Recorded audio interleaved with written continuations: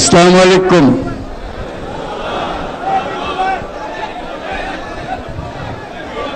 ईद मुबारक।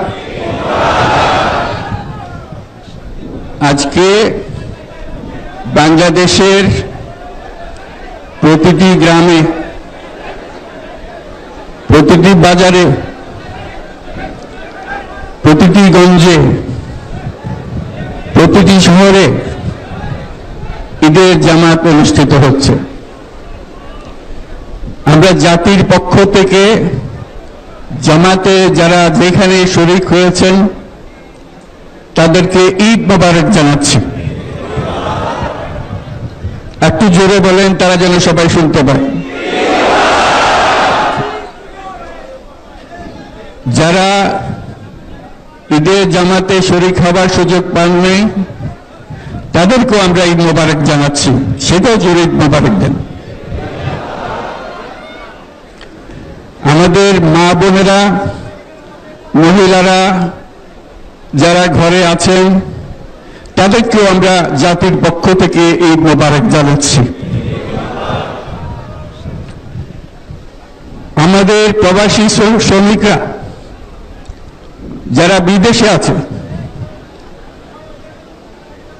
সারা বছর কষ্ট করেছে, আজকে হয়তো ঈদের জামাতে যেতে পারবেন কিংবা যেতে পারবেন না, কিন্তু জাতির পক্ষ থেকে আমরা তাদেরকেও ঈদ মোবারক জানাচ্ছি। যারা বাংলাদেশিরা আছেন পৃথিবীর বিভিন্ন দেশে, জাতির পক্ষ থেকে তাদেরকে আমরা ভুলে যাইনি, তাদেরকেও আমরা ঈদ মোবারক জানাচ্ছি। যারা হাসপাতালে আছে, রোগী বিভিন্ন কারণে ঈদের জামাতে যেতে পারেন নাই, তাদেরকেও ঈদ মোবারক জানালাম। ঈদ দূরত্ব ঘুচানোর দিন, নৈকট্যের দিন, ভালোবাসার দিন। আজকে সেই দিনটা আমরা যেন গভীর ভালোবাসার সঙ্গে উদযাপন করতে পারি, সেই বাক্য, সেই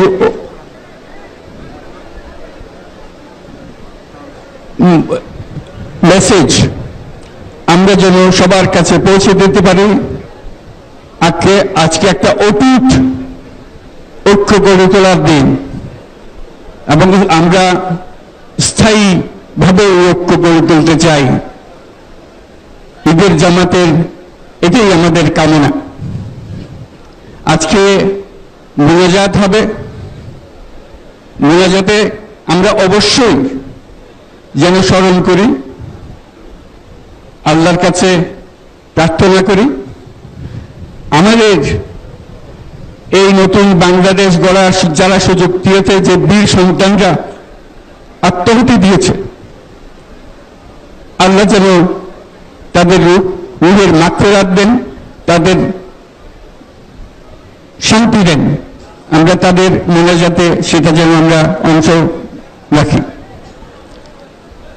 আর মোনাজাতে যারা আহত হয়েছেন, যারা স্বাভাবিক জীবন থেকে বিচ্যুত হয়ে গেছে,